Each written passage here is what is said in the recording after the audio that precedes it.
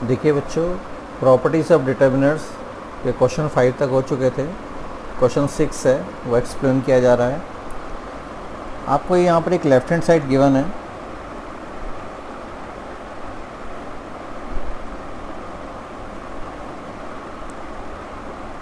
x plus Y,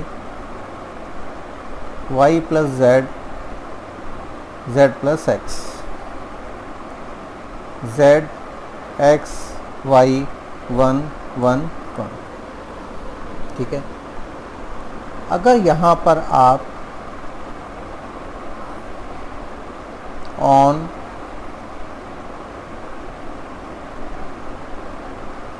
applying R1 plus R2, अगर हम R1 को ऑपरेट करते हैं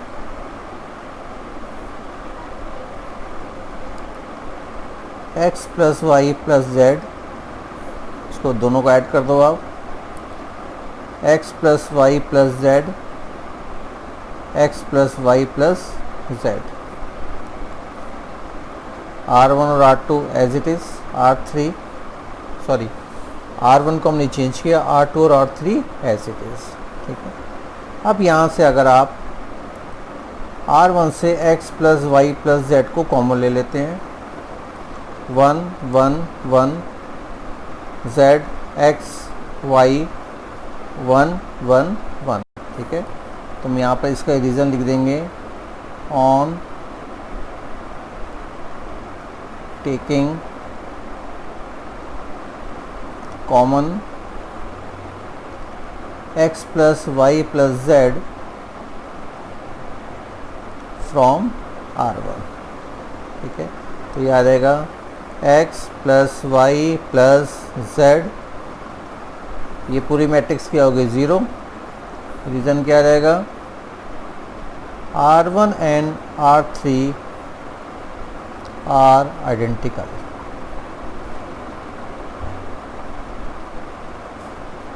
R1 और R3 क्या है, आइडेंटिकल है। ठीक है, नेक्स्ट क्वेश्चन लेते हैं। Left hand side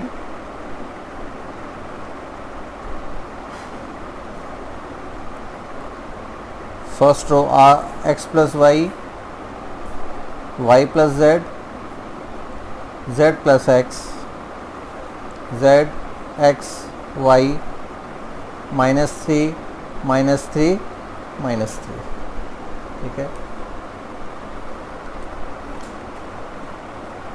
on applying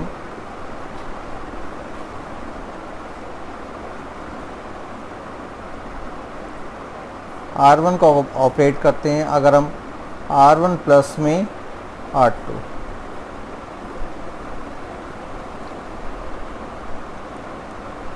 x plus y plus z, x plus y plus z, x plus y plus z. ठीक है, जेड एक्स वाई -3 -3 -3। ठीक है, इसमें से ऑन टेकिंग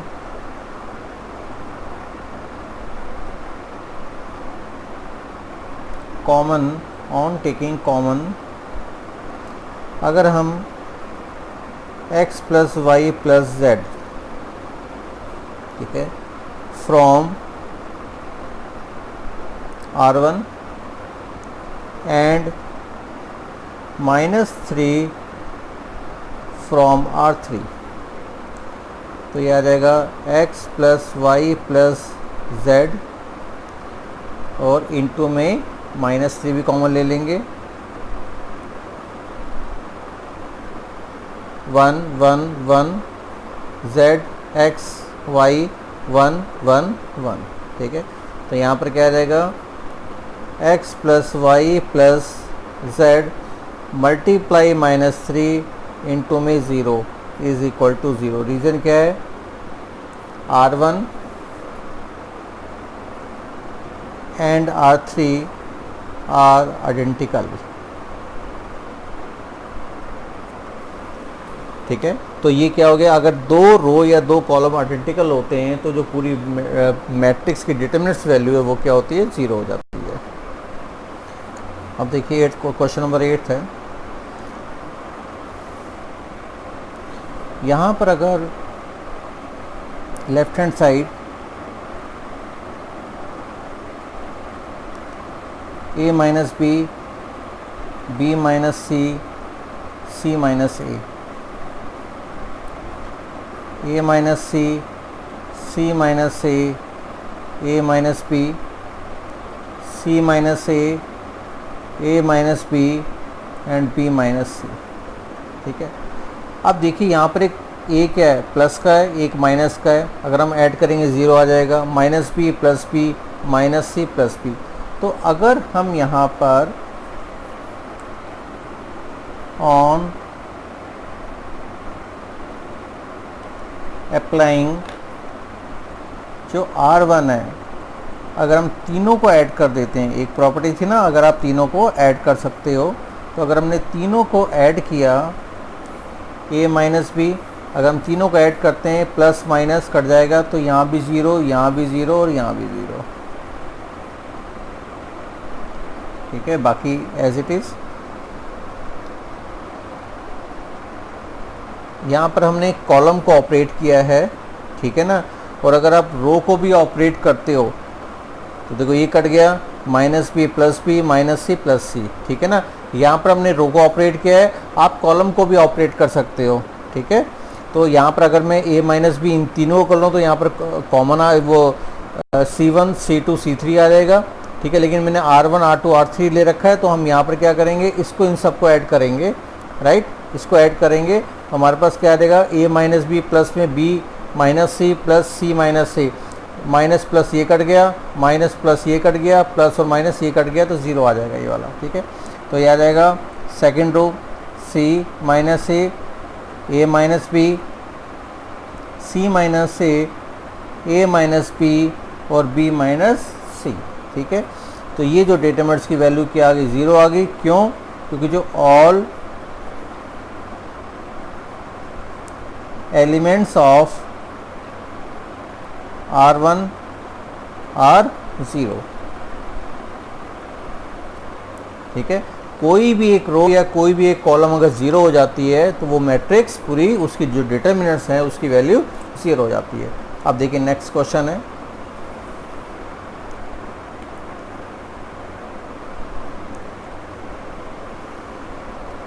एक चीज़ इस क्वेश्चन को करने से पहले ध्यान रखिए, अगर हम 1 प्लस में ओमेगा प्लस ओमेगा स्क्वायर होता है तो उसकी जो वैल्यू होती है वो 0 होती है। ठीक है, इस चीज़ का ध्यान रखना है आपने। तो अगर हम यहाँ पर लेफ्ट हैंड साइड गिवन है,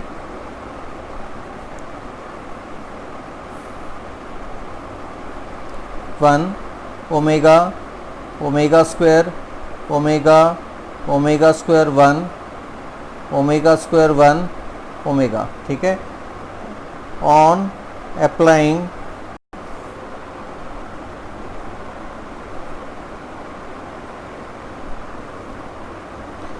कुछ भी कर लीजिए, अगर हम R1 है, R1 को ऑपरेट करते हैं, R1 plus R2 plus R3,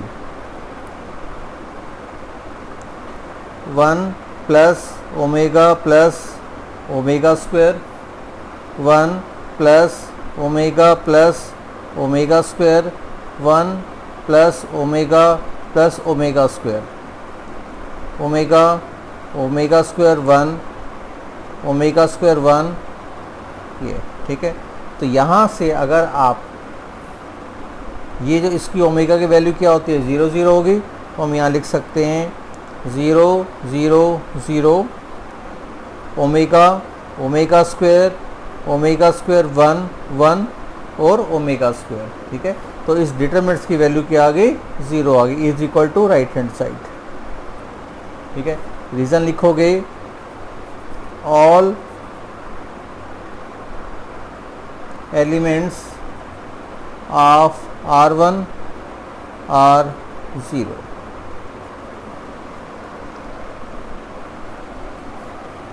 question number 10th, left hand side a B C, a plus 2x b plus 2y c plus 2x, x Y z. अब देखिए अगर हम यहाँ पर R1 को ऑपरेट करते हैं, ठीक है, अगर हमने क्या किया R1 को ऑपरेट किया और अगर R2 से माइनस कर देते हैं किसको, R1 को, ठीक है, तो यहाँ पर ये आ जाएगा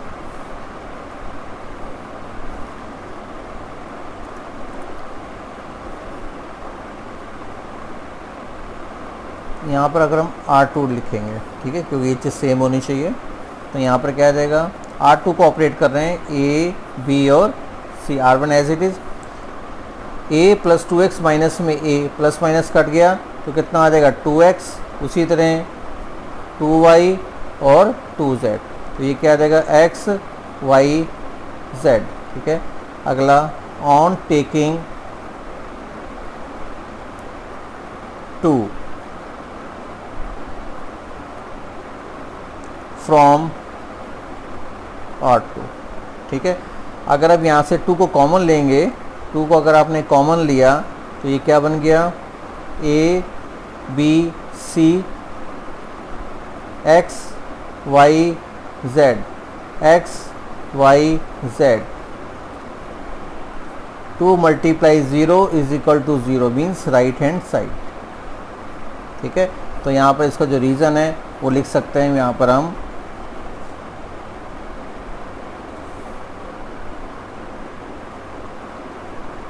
R2 and R3 are identical,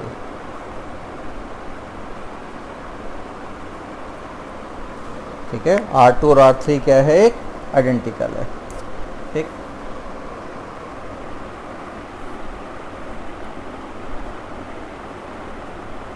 देखिए left hand side a plus B 2a plus B 3a plus B, 2a plus B 3a plus B 4a plus B 4a plus B 5a plus B 6a plus में B, ठीक है। अगर हम यहाँ से C2 में से C1 को रिड्यूस कर देते हैं तो B और B भी कट जाएगा और क्या आ जाएगा, A आ जाएगा, ठीक है। और दूसरा चीज़ क्या हो सकता है, अगर हम C3 को C1 से रिड्यूस कर दें, B रिमूव हो जाएगा और कितना आ जाएगा, 2 आ जाएगा। यहाँ भी 4a माइनस में 2a 2 आ जाएगा, तो वहाँ से 2 को कॉमन आप ले सकते हैं, ठीक है। तो हम ऑपरेट कर रहे हैं ऑन ऑपरेट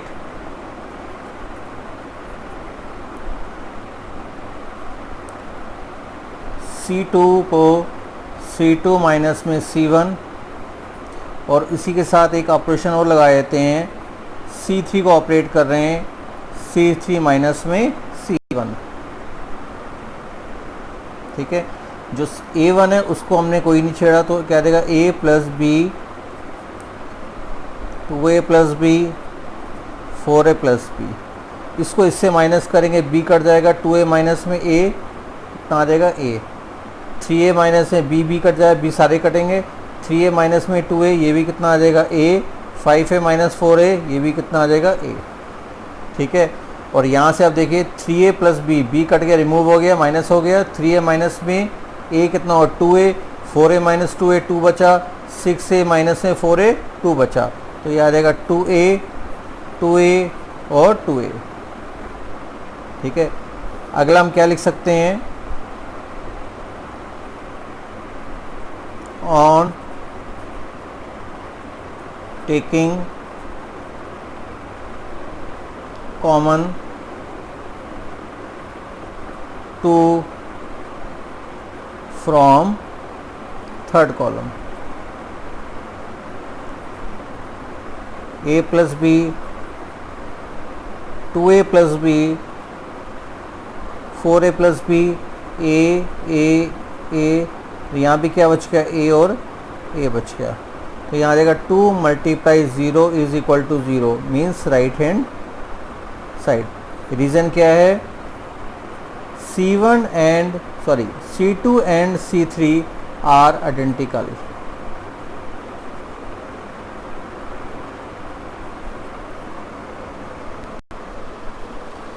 क्वेश्चन नंबर 12 है,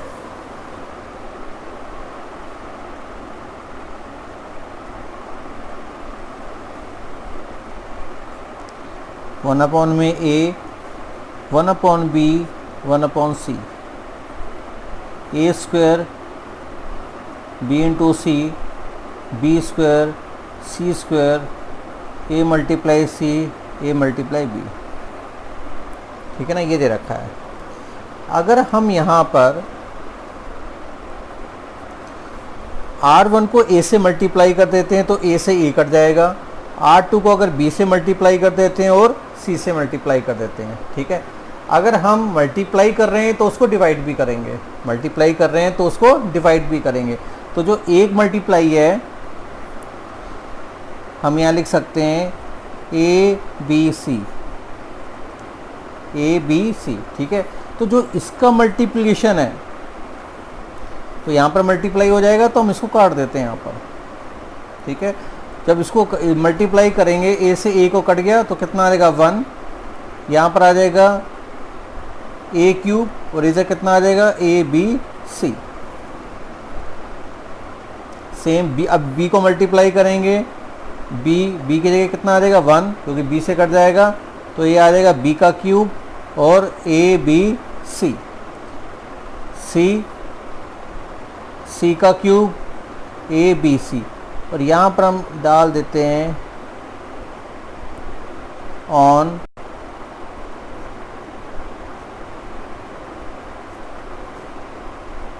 multiplying R1 by A, R2 by B and R3 by C। ठीक है, अब यहाँ से हम जो अगला स्टेप होगा ये वाला, ऑन टेकिंग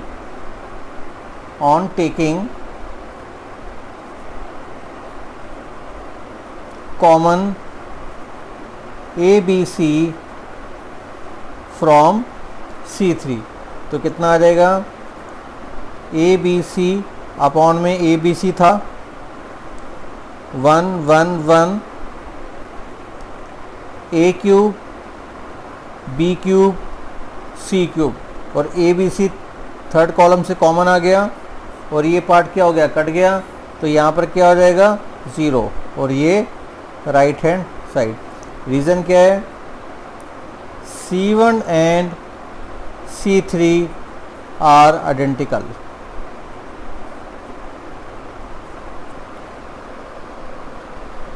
क्वेश्चन नंबर 13 है,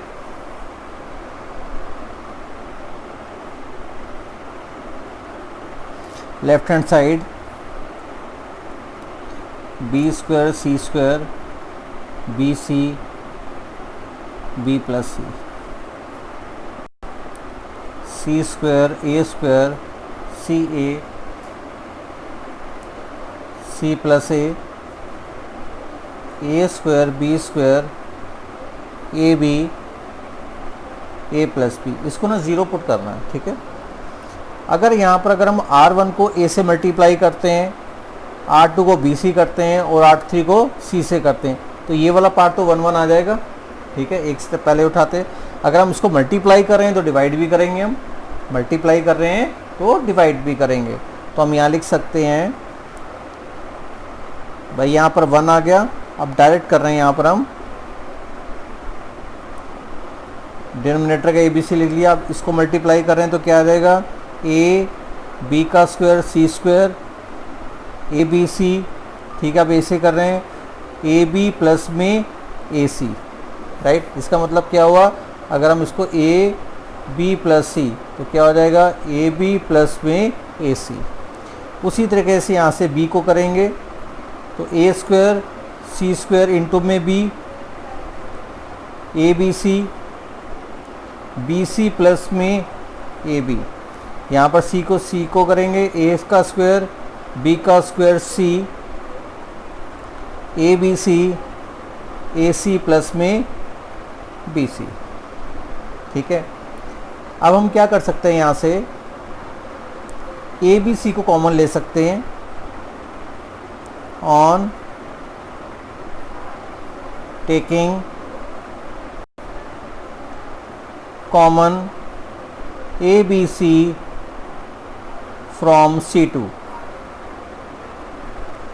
ए बी सी और डिनोमिनेटर में ऑलरेडी था ये ए बी स्क्वायर सी 1 1 1 रहेगा, यहाँ पर A square C square B A square B square C A B plus A C B C plus A B A C plus B C. ठीक है, अब देखिए अगर हम यहाँ पर सेकंड कॉलम और थर्ड कॉलम को ऐड कर देते हैं तो हर जगह क्या देगा, 1 प्लस में ए बी प्लस में ए सी।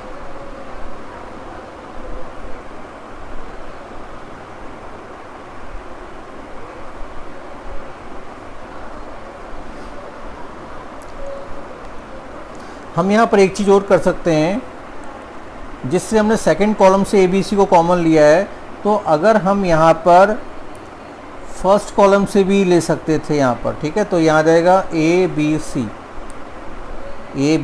सी, या हम नए उस पर बना देते हैं ए बी सी, ये भी क्या हो जाएगा ए बी सी अपॉन में ए बी सी। ये तो था ही, ये हमने क्या ले लिया, फर्स्ट कॉलम से इसको यहाँ पर कॉमन ले लिया, तो यहाँ से क्या हो, ए हट गया, यहाँ से आपके क्या हुआ, कॉलम से वो ले रहे हैं ना, यहाँ से क्या हो गया, ए हट जाएगा, फर्स्ट कॉलम से क्या हो गया, ए बी सी कॉमन लेंगे तो ए हट गया, बी हट गया, सी हट गया, तो यहाँ पर क्या बचा, सिर्फ ओनली बी सी। ठीक है, यहाँ भी ए बी सी को कॉमन लेंगे, ए बच गया और सी बच जाएगा यहाँ पर।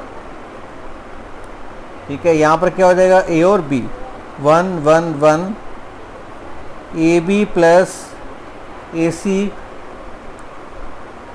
B C plus A B A C plus B C. ठीक है, अब यहाँ पर on applying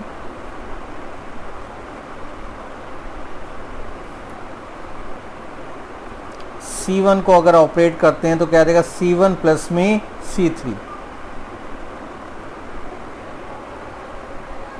A B plus A C plus में B C A B plus A C plus B C A B plus A C plus B C. ठीक है, 1 1 1 ये as it is A B plus A C B C plus A B A C plus B C, right. और यहाँ से अगर हम on taking common A B plus A C plus B C from first column, A B plus A C plus B C, यहाँ से अगर common लेते हैं 1 1 1 1 1 1 A B plus A C B C plus A B A C plus B C. ठीक है, तो जो इसका आंसर है वो क्या आ जाएगा,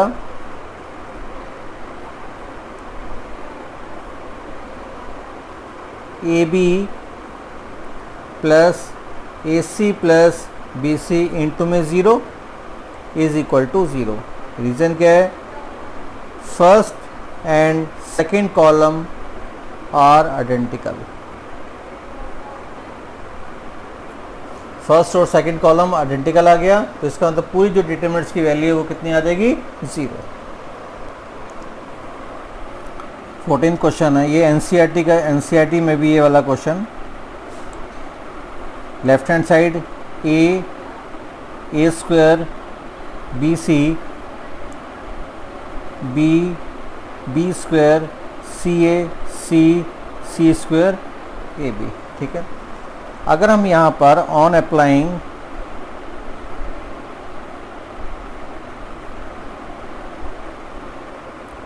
ठीक है R1 ऑन अप्लाइंग R1, ठीक है, अगर हम R1 को ऑपरेट कर रहे हैं, या हम ये कह सकते हैं कि अगर R1 में A, R2 में B और R3 में C अगर मल्टीप्लाई कर देते हैं, ठीक है, यहाँ लिख देते हैं हम R1 by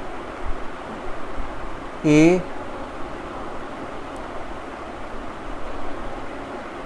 R2 by B and R3 by C।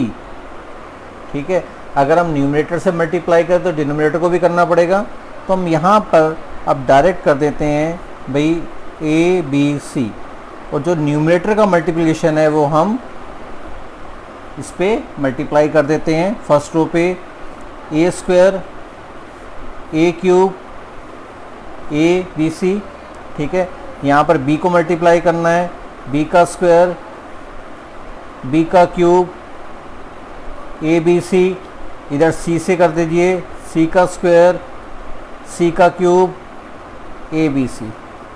ठीक, on taking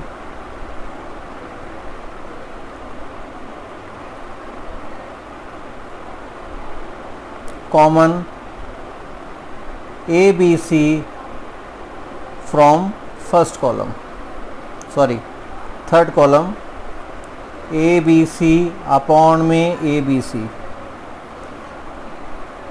A square A cube, ये 1 आ गया। ठीक है, यहाँ पर कितना आ जाएगा B square B cube C का स्क्वायर और C3, ये कट के 1 आ गया। ठीक है, अब हमें क्या करना है, अब हमें इक्वल लेकर आना है ये वाला। ठीक है, अगर हम यहाँ पर इसको चेंज कर देते हैं तो एक -1 से मल्टीप्लिकेशन होगा, ठीक है ना, -1 से मल्टीप्लिकेशन होगा एक। ठीक है, तो हम यहाँ लिख सकते हैं ऑन अप्लाइंग, यहाँ पर लिख देते हैं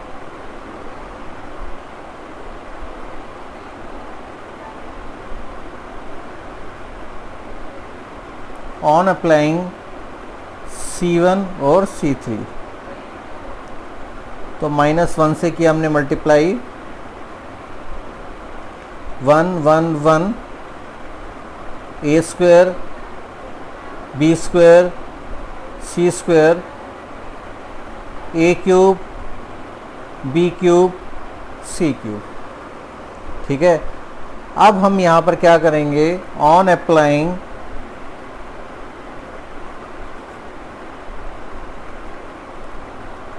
C2 और C3 से इंटरचेंज कर देंगे।